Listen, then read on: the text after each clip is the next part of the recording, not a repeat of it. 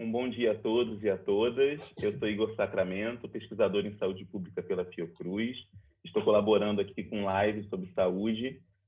Peço desculpas a todos que acompanharam a tentativa anterior da live. Nós tivemos uma falha técnica e nosso entrevistado, Peter Schutz, gentilmente ficou com a gente para essa conversa, para continuar com a conversa. Então, sem mais delongas, gostaria de apresentar brevemente Peter, que é físico, com mestrado, doutorado e pós-doutorado em física, particularmente em física teórica.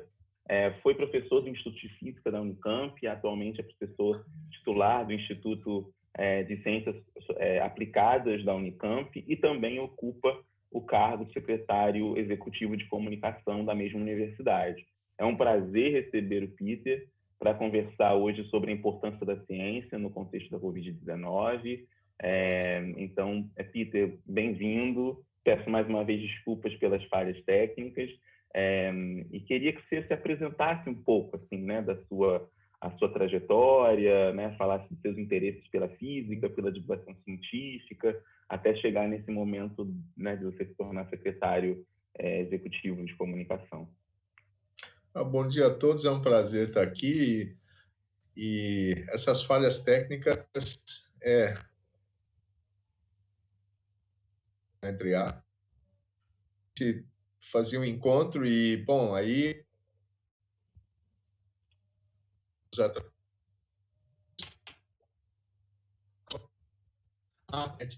que também tem seus congestionamentos, que também atrasam, então a gente tem que se habituar a isso aí.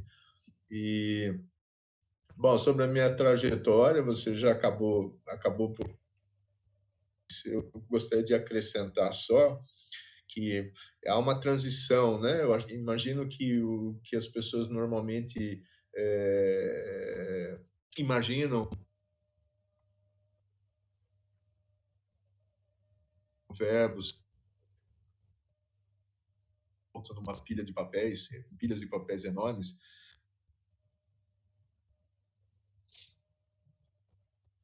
Na tela de computador.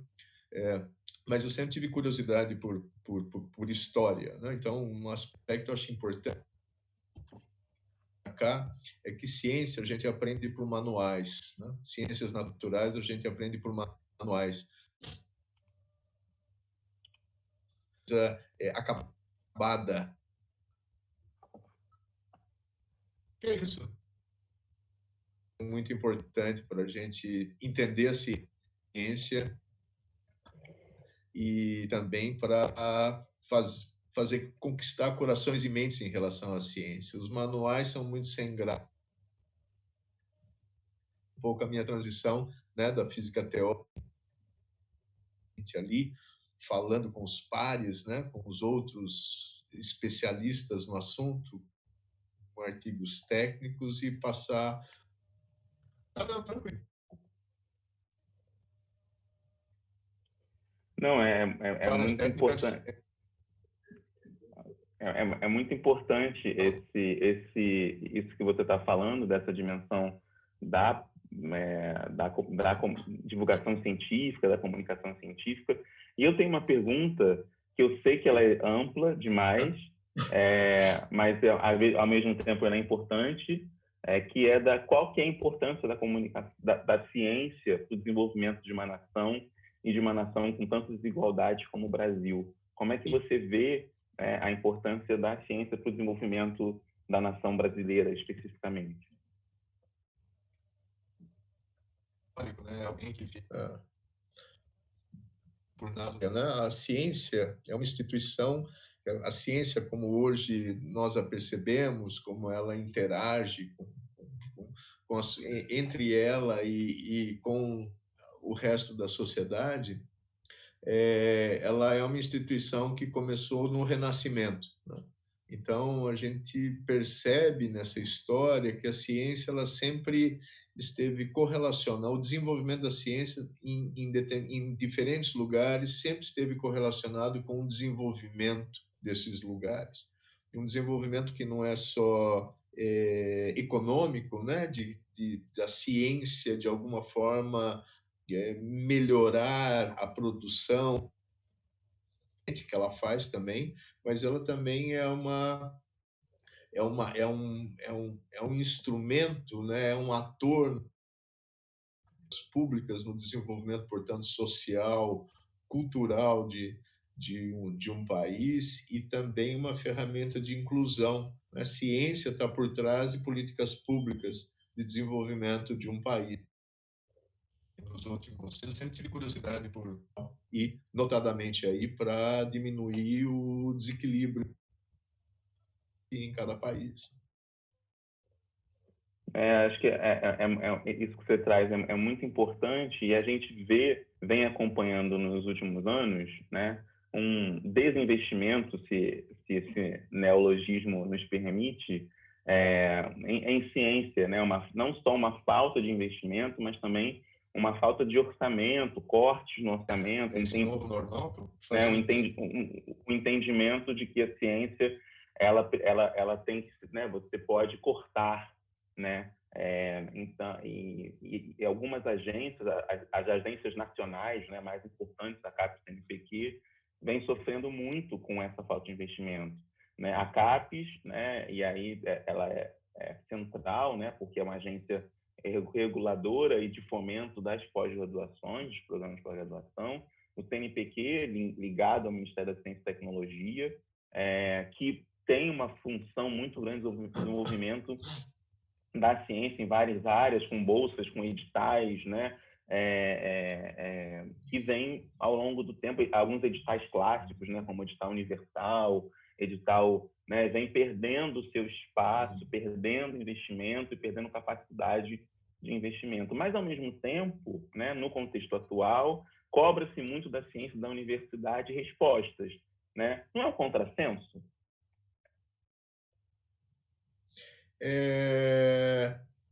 Parece, mas talvez não. Vamos lá.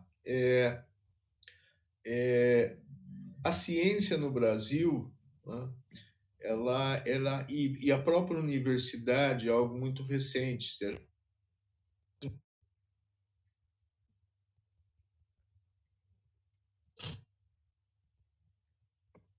Países europeus, a universidade brasileira é um lugar onde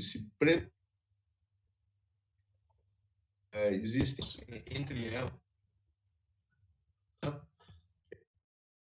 é um deles, e ele é as universidades no Brasil. Né? A Fiocruz, rapidamente para essa história, esse exemplo como instituto de pesquisa, ele é anterior à formulação à constituição de universidades no Brasil, né? Porque a primeira é no Rio, né? Que é a atual Federal do Rio de Janeiro, desenvolvimento de um país, São Paulo, que é da década de 30, a UFRJ é da década de 20. Mas, enfim,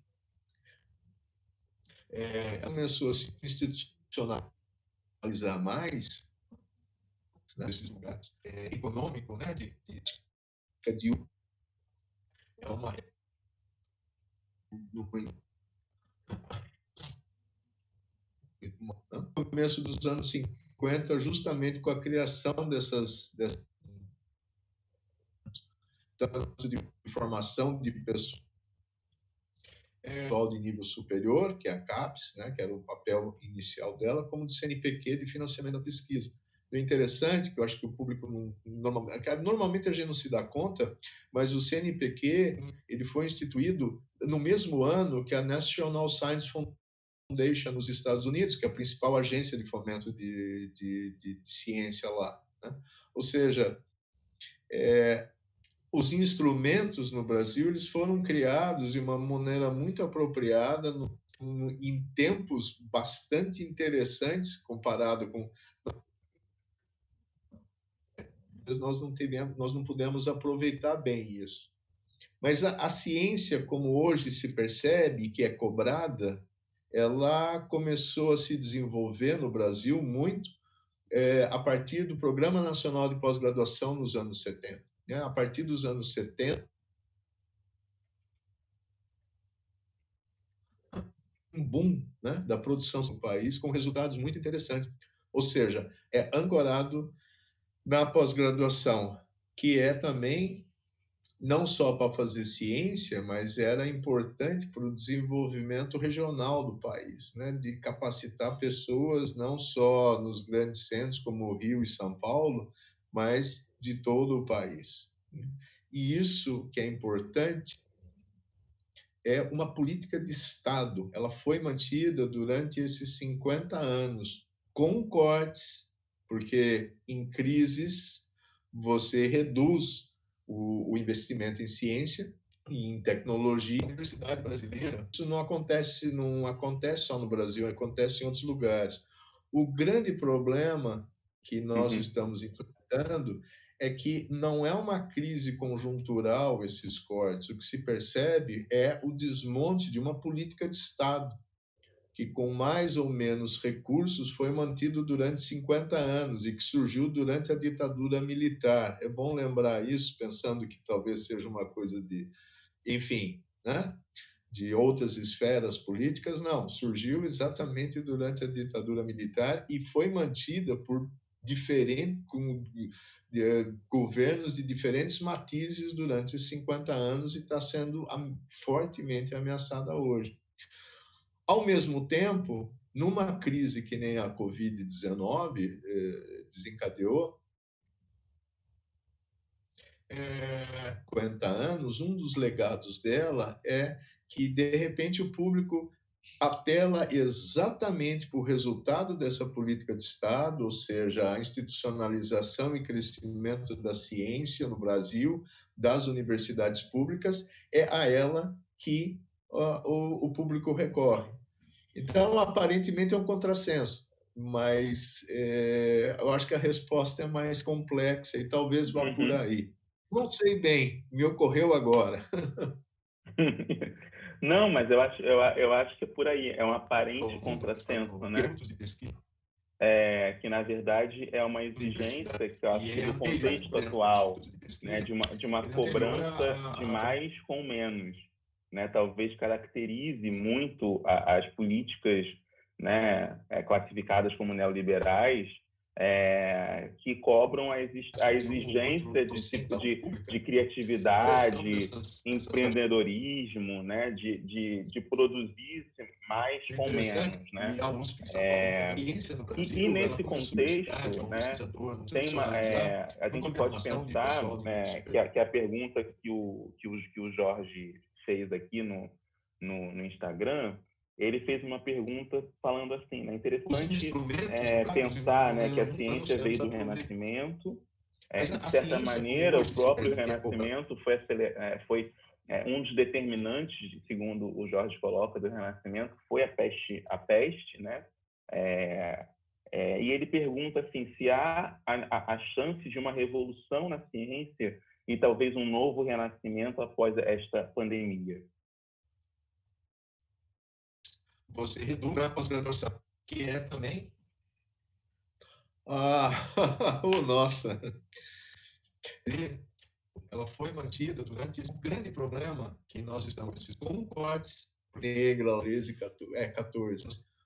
Isso. Mas é importante lembrar que tem esse negócio de que a Idade Média, o pessoal achava que a Terra era plana, o que não é verdade, né? São mitos que foram construídos a posteriori, mas havia uma efervescência cultural e científica na Idade Média muito importante e que a peste, na verdade, acabou com isso, né? As pessoas morreram mais ou menos frequentemente ameaçadas hoje. Ao menos o trânsito de ideias foi bloqueado. Talvez essa política de cimento, ressurgimentos, gostei dessa ideia. Talvez venha como a nova vida depois da peste negra. Diferente o que a gente está observando talvez a pandemia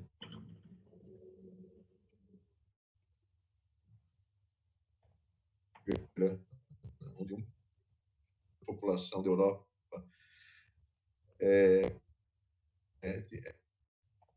nossa, o público recorre. Esse aqui, eu acho que a resposta para essa talvez vá por aí. Mas não foi só. Ela foi afetada, mas ela não foi interrompida. Ela foi modificada. E essa live agora, contato de cientistas do mundo todo por essas tecnologias, né, por isso que a Terra plana, que não é verdade, né, são instruídos a posteriori. É cedo para dizer, mas talvez a gente bata o recorde, a gente, eu digo, a humanidade, bata o recorde com isso, né, acesso de vacinas contra uma doença. Então, e talvez o renascimento, gostei dessa ideia, talvez venha como uma, mas essa aceleração, gostei dessa ideia tensa, pode ser uma revolução. Por que pode ser uma revolução? Se a gente está numa revolução, a gente não reconhece que está numa revolução. Né? A gente só a posteriori é que pode dizer que aquilo foi uma revolução ou não. Pode ser uma contingência do momento, que depois que passar isso, volta ao antigo normal. Ficou marcado, né? Eu detesto a expressão novo normal, mas ela fica meio fica presa a ela, assim, repete. Ou então, de fato, alguma coisa vai se modificar. Alguma coisa vai se modificar. É muito interessante observar esse processo todo do que nós estamos vivendo. Eu não sei se eu respondi, eu fui divagando, mas Respondeu. a possibilidade de uma revolução existe, sim. E respondeu, eu destacaria uma questão muito interessante, que é essa, né? A experiência da revolução, ela às vezes não é percebida por quem a experimenta, por quem a vive, né? Sim.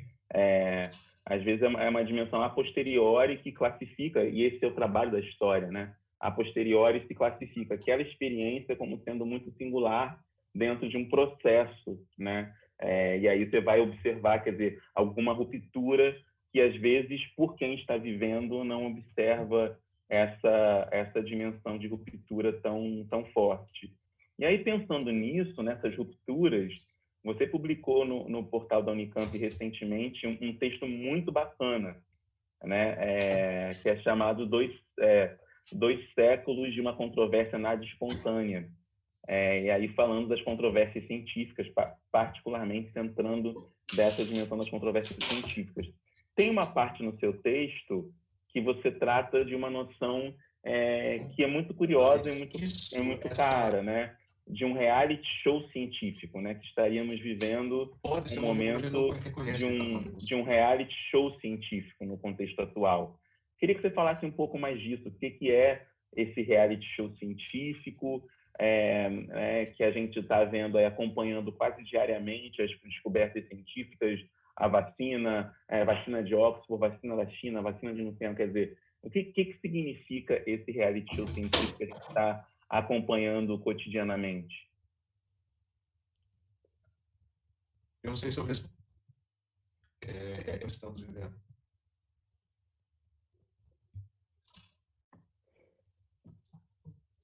Por um lado,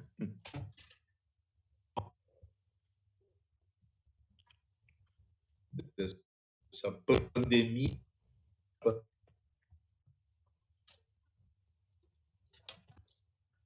a mobilidade,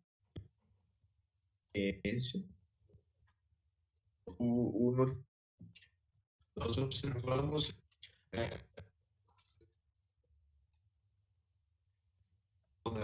desde o começo da pandemia, inclusive antes do desenvolvimento disso, quando surgiu no Brasil, todo mundo o noticiário da explosão de notícias sobre, eu estou falando sobre o desenvolvimento disso, mas a ciência, a comunidade científica também se mobilizou rapidamente em relação a isso. Mobilização tão grande que eu acho que a ciência virou notícia também por causa dessa mobilização.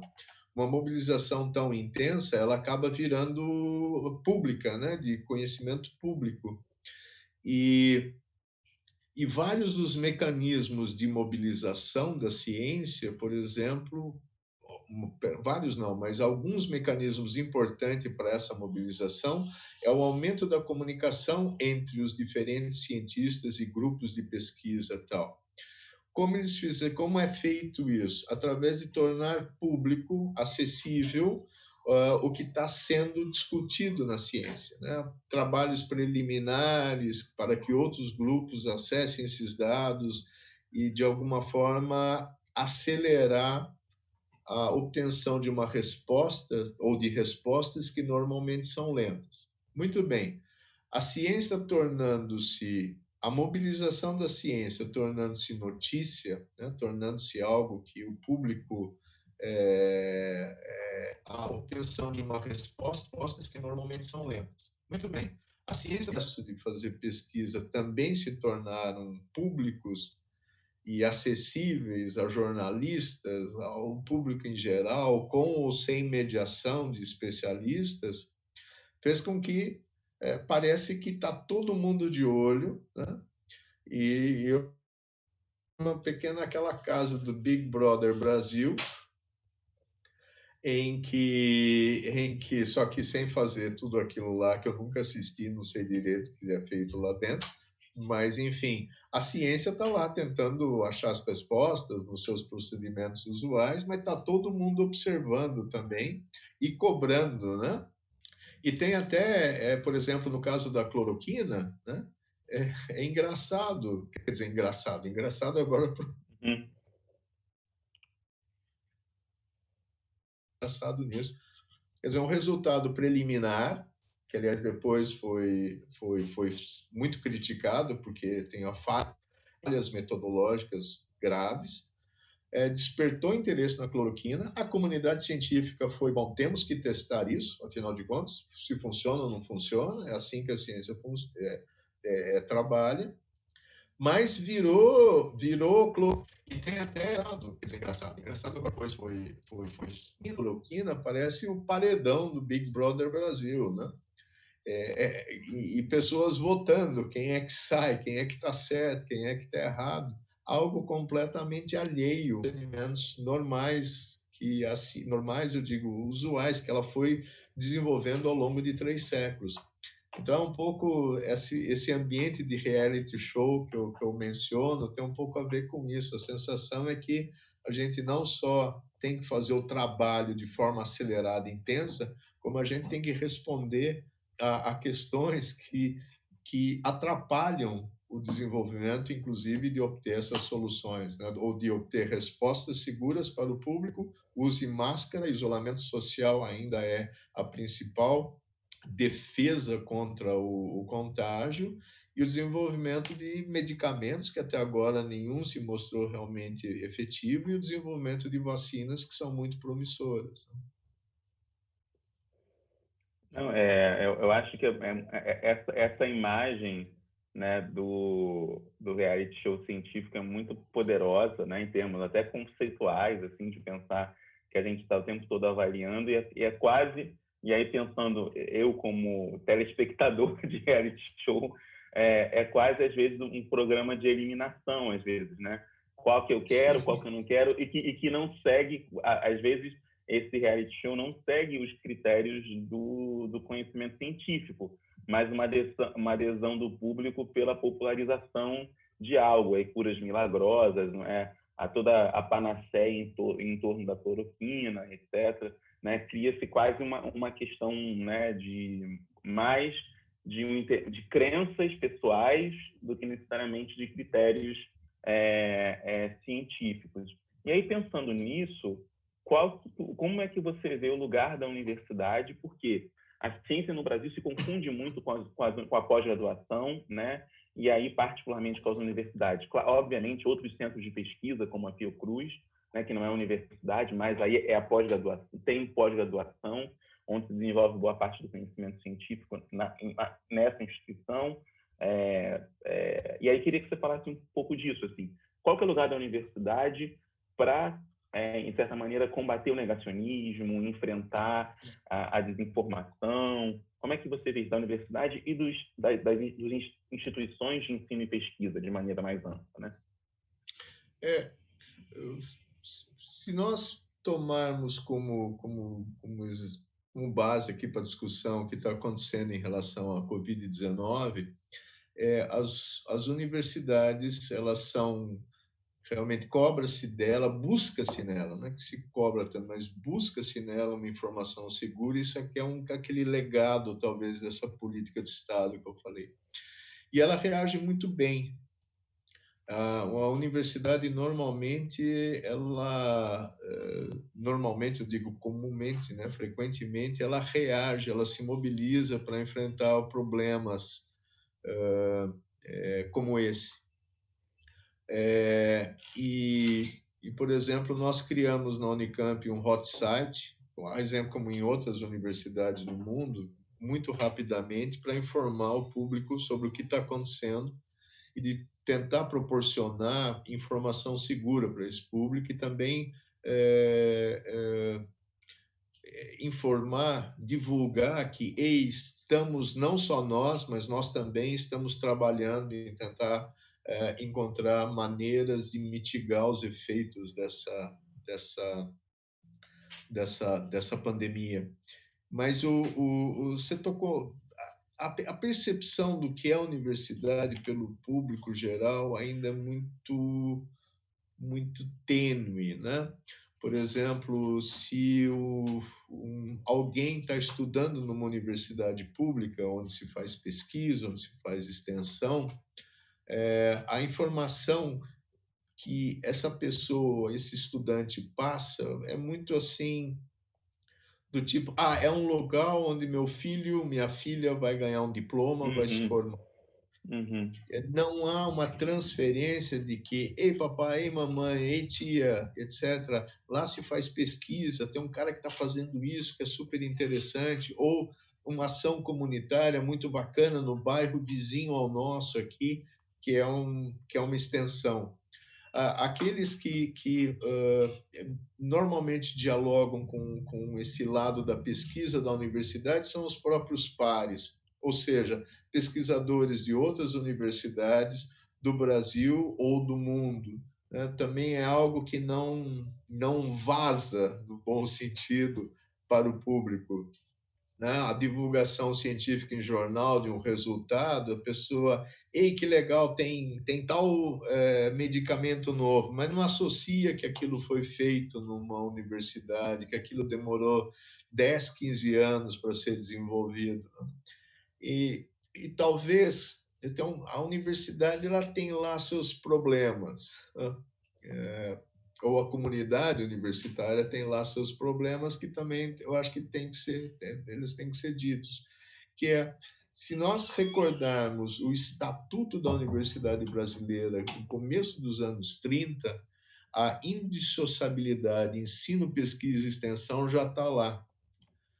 Mas o quanto se pratica de fato, se alcança essa indissociabilidade ensino, pesquisa e extensão, ainda é um desafio, né? Tanto é que, normalmente, os estudantes que vão lá para conseguir uma formação e ter um diploma não percebem, muitas vezes, que isso está atrelado à pesquisa e à extensão.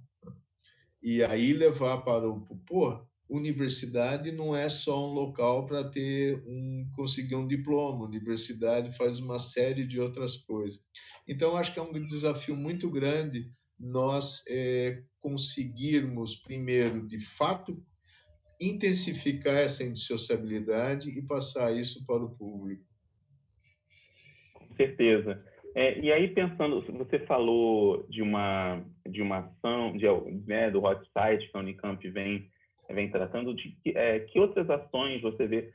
Que uma das coisas que você falou, assim, né, eu queria fazer duas perguntas em uma. Primeiro, as ações pontuais, né, ou, na verdade, ações emergenciais que vêm, né, da emergência sanitária, da Covid-19. Queria que você falasse um pouco das ações que a Unicamp vem fazendo e outros, né, centros de pesquisa, universidades que você vem fazendo. Mas uma outra coisa que você falou também, que é uma cultura de comunicação científica, né, que às vezes que é muito importante que as universidades né, quando eu falo comunicação científica, não é só artigo, né, pura e simplesmente, né, Sim, não é sim. só né, mas de comunicação pública da ciência, de tornar a universidade um espaço também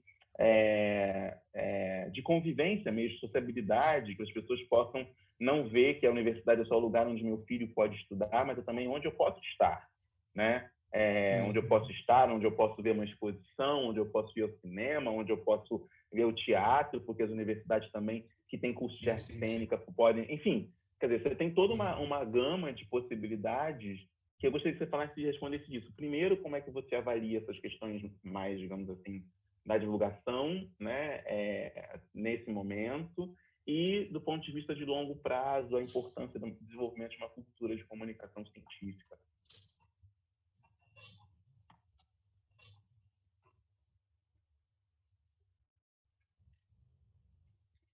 Sim, sim.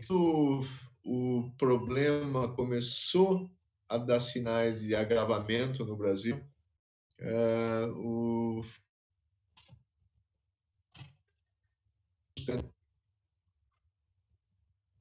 Isso foi no dia 12 de março desse ano.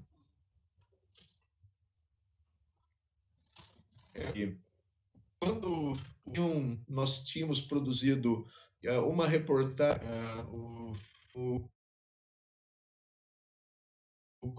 final de janeiro, sobre o Hospital de Clínicas, foi no dia 12 de março. E reportagem para eventualmente enfrentar a pandemia, que ainda não tinha se instalado, curto com um pesquisador para dizer o que é esse novo coronavírus. Mas aí, a partir de 12 de março, aquilo lá foi uma grande notícia, quer dizer, foi uma grande ação, uma grande notícia. Depois disso, em uma semana, as universidades públicas no Brasil também interromperam suas atividades presenciais.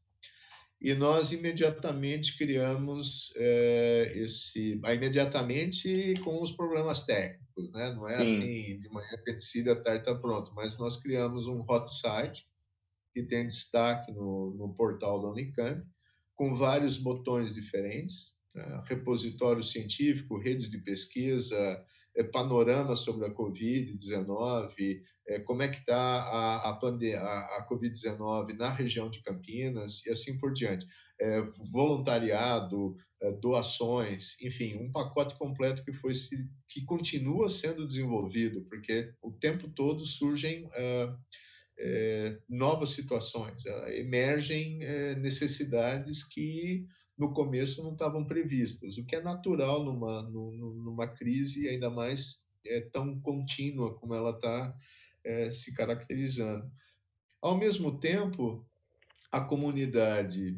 uma comunidade grande de pesquisadores se mobilizou praticamente na semana seguinte a essa suspensão das atividades presenciais, falando assim: ei, o que nós vamos fazer então nessa situação, né? Com essa limitação de continuar o antigo normal?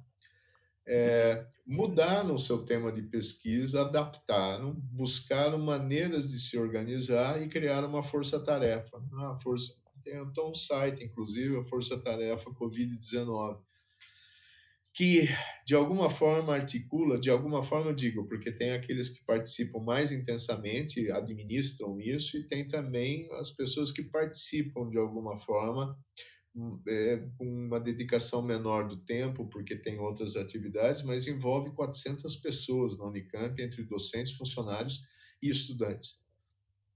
Desenvolvendo, então, o primeiro grande resultado disso foi que nós conseguimos, importamos da USP vírus, e com esses vírus, né, o coronavírus, conseguimos desenvolver e validar localmente o teste molecular. E agora ele está ajudando, né, os órgãos oficiais, no caso o Instituto Adolfo Lutz, a validar os testes, né? E ele está sendo aplicado, né? Nós estamos fazendo testes com uma capacidade ainda não totalmente, ainda ociosa, na verdade, porque nós não recebemos o tanto que poderíamos receber, de 40 municípios. municípios em volta de Campinas. Quer dizer, isso é algo concreto que aconteceu e a população percebe, porque isso acaba virando notícia, né? Os meios de comunicação buscam também no nosso portal, nossa, está acontecendo isso, e também ajudam a divulgar né, os testes. A capacidade ainda não totalmente é de 40 municípios impressos em tela dos meios de comunicação daqui, e às vezes também ajudam a... Então, esse é um exemplo concreto de como, por outro lado também, ou além disso, ações para tornar possível o ensino remoto, né, pelo menos durante esse período, que agora vai até o final do ano, na verdade, foram implantadas. Nossa, chips de internet, e, enfim, é uma mobilização intensa nisso, e notícias que eu recebo é de que isso está sendo também apropriado no bom sentido por outras universidades. Então, muito bacana isso que está acontecendo na Unicamp. Mas a outra parte da pergunta e que precisa ver como é que a gente vai manter esse interesse, né? Como é que ele vai sobreviver, é que os cientistas, né, vou chamar assim, em termo geral, isso pode ser um estudante de pós-graduação, pode ser um professor Sim. titular, um pesquisador, não importa. Então, o cientista, ele está se mobilizando, ele se mobilizou para enfrentar resolver um problema. Ele também assiste o noticiário na TV e vê coisas que, putz, mas isso está errado, isso não é assim. E ele percebeu daí, ele, cientista de um modo geral, né, majestático, que, puxa, mas como é que eu falo para o público que não é assim? O que está acontecendo é outra coisa. E ver coisa. O interesse para divulgar também se intensifica.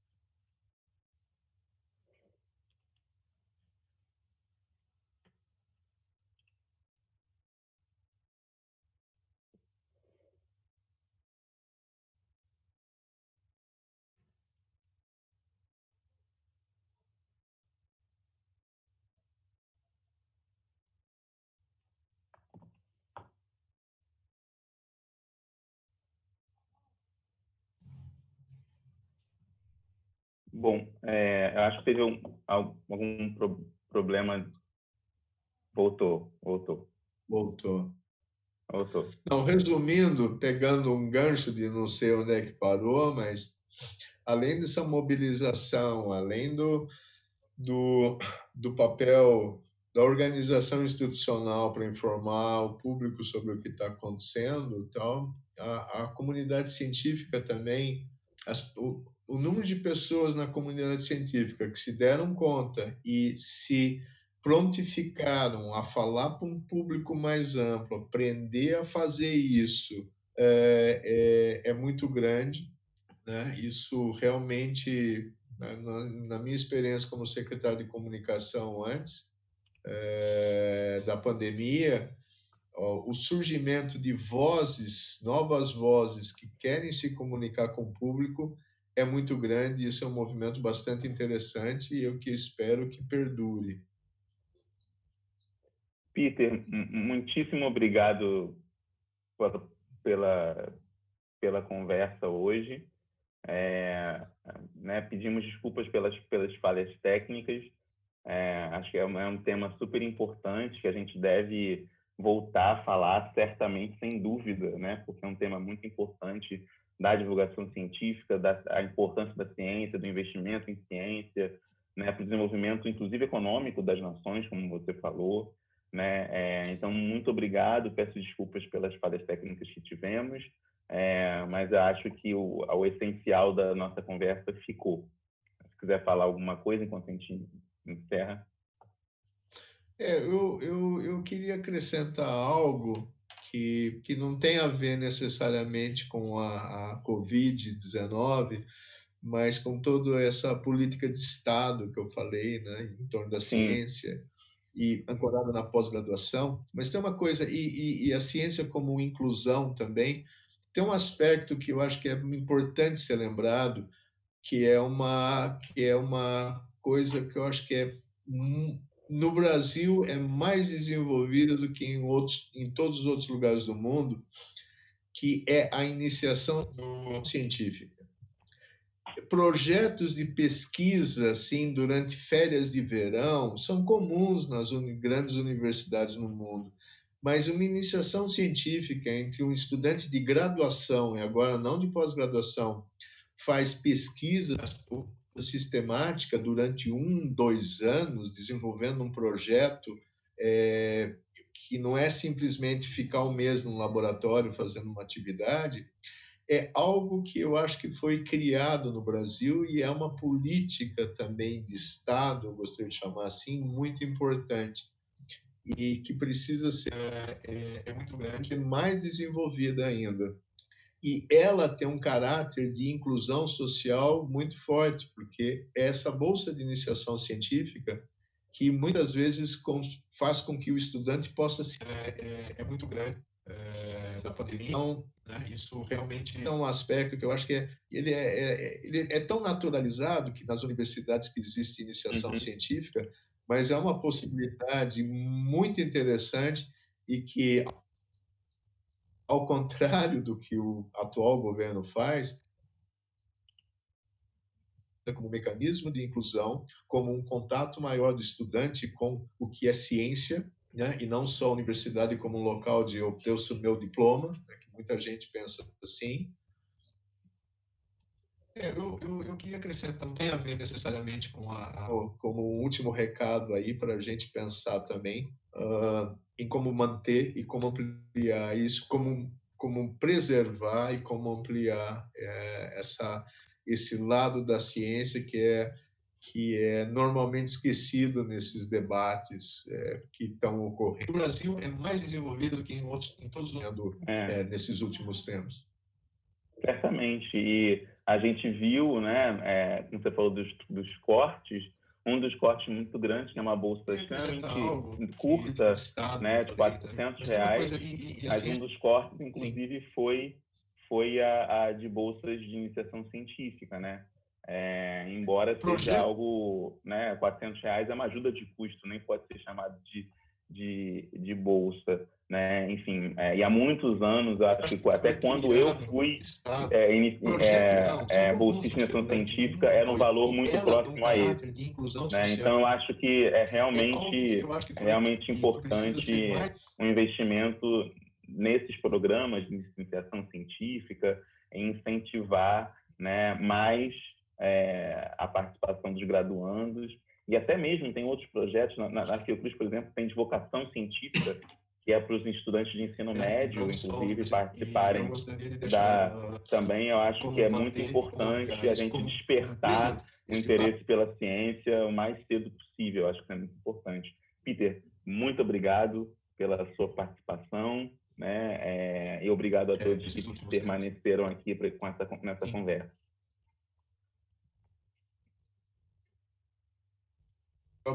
Oportunidade, estamos aí para continuar o nosso bate-papo.